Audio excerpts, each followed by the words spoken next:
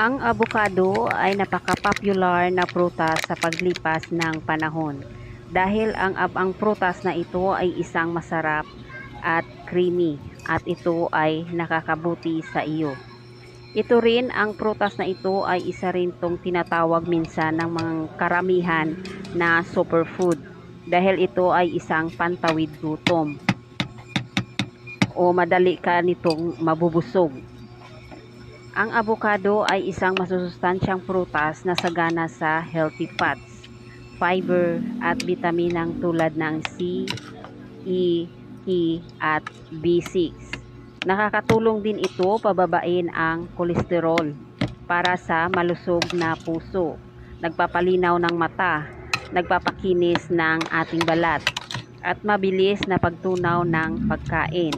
Mainam din ito sa pagbubuntis dahil taglay nitong folate at ang kinokontrol nito ang blood sugar.